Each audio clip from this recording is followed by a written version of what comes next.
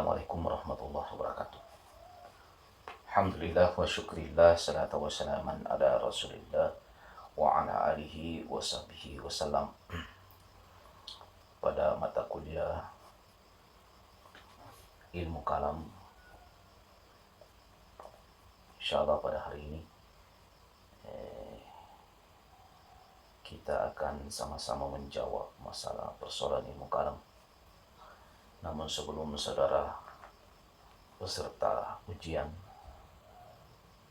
pada hari ini menjawab dari beberapa pertanyaan yang akan saya ajukan melalui video ini, maka saya akan mereview kembali tentang apa itu ilmu kalam.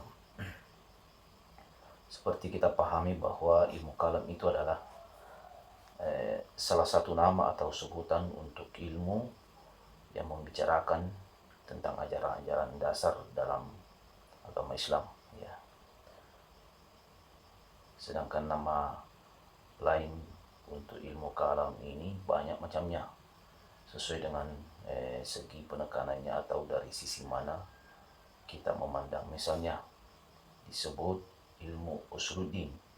Jadi ilmu kalam itu juga disebut dengan ilmu usuluddin. Ya.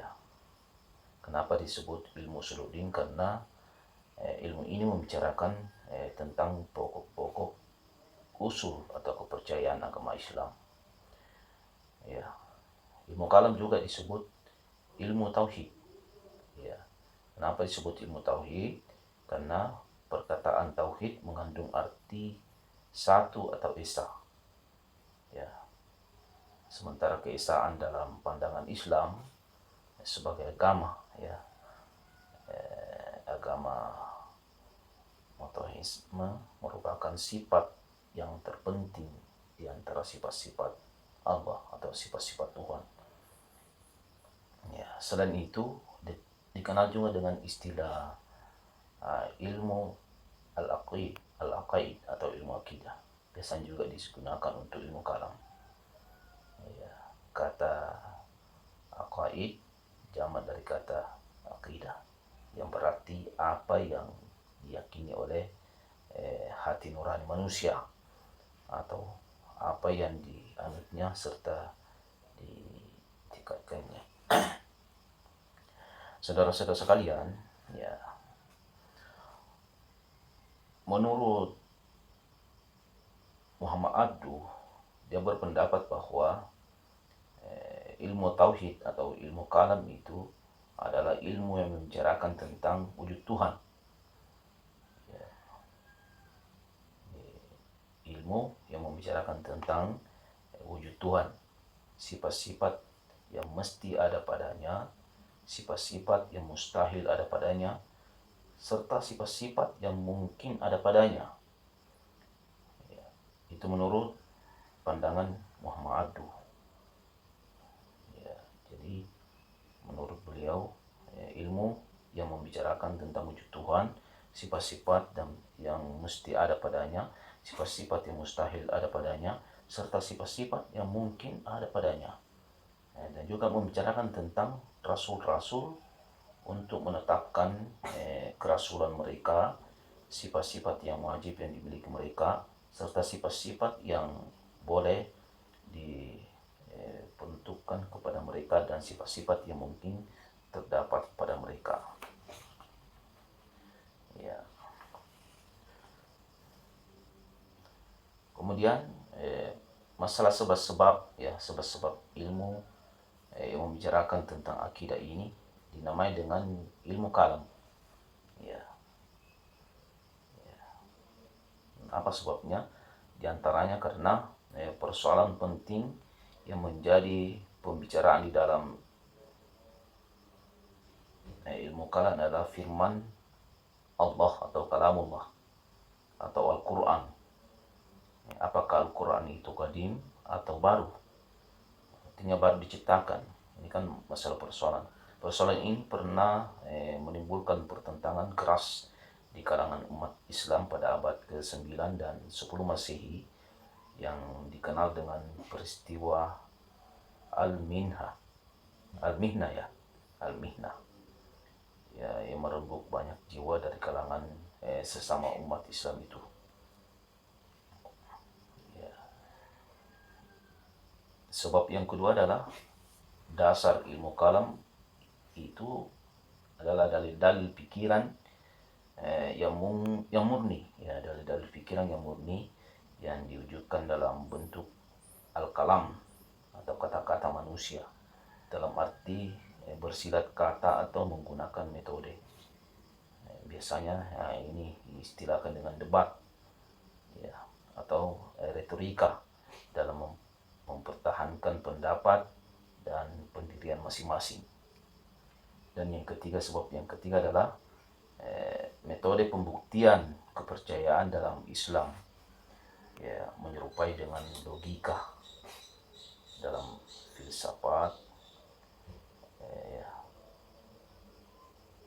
maka pembuktian dalam soal-soal agama ini dinamai ilmu kalam untuk membedakan dengan logika dalam filsafat. Kemudian yang terakhir mungkin yang melatar belakang, ya, kenapa ilmu kalam ini muncul, ya, atau latar belakang timbulnya persoalan dalam ilmu kalam.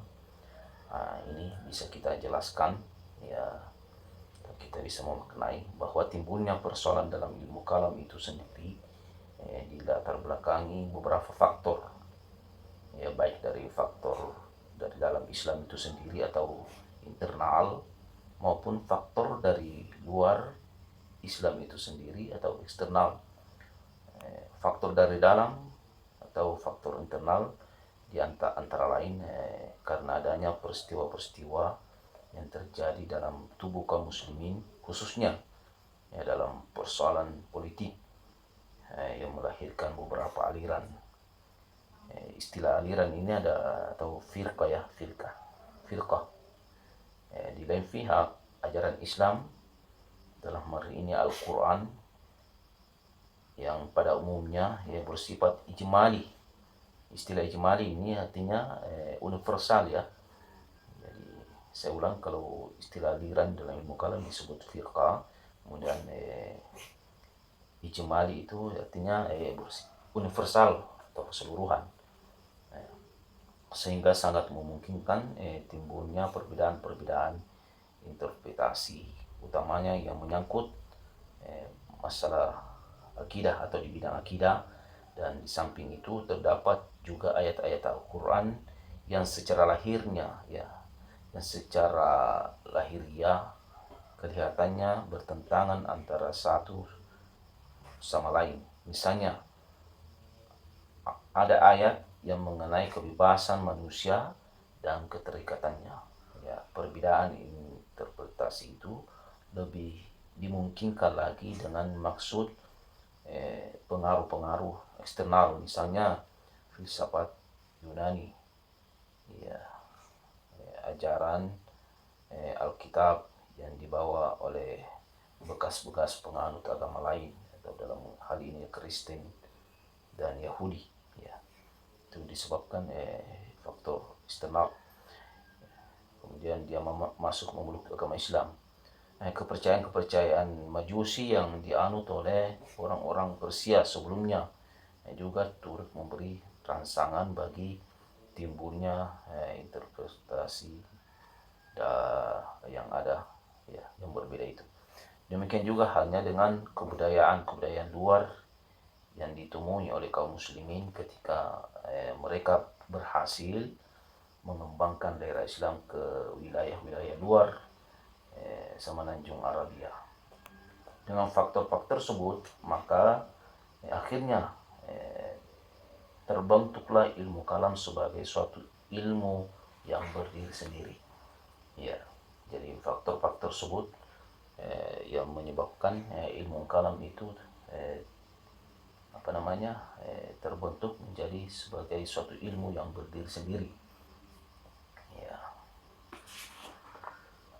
Saya kira itu penjelasan singkat karena masalah persoalan ilmu kalam ini banyak kita akan lebih mengkaji lagi. Namun pada kali ini kita akan menjawab beberapa pertanyaan dari saya. dan itu bisa dilihat di layar. Ya, karena dalam eh, ilmu kalam ini kita kenal dengan istilah aliran-aliran, ya, ya, ya, aliran-aliran ilmu kalam atau aliran-aliran teologi dalam Islam. Misalnya masalah aliran Khawarij, Murji'ah, Mu'tazilah, ya, Al-Asy'ariyah, Maturidiyah dan lain-lain. Ya, itu ya perjalanan atau persoalan ilmu kalam yang kita bahas. Saya kira demikian dan silakan disimak baik-baik. Ya, disimak baik-baik penjelasannya dan adapun soal-soalnya itu bisa Anda lihat di layar monitor dan saya harapkan jawaban dari para peserta sekalian bisa ditampilkan di layar komentar. Terima kasih. Assalamualaikum warahmatullahi wabarakatuh.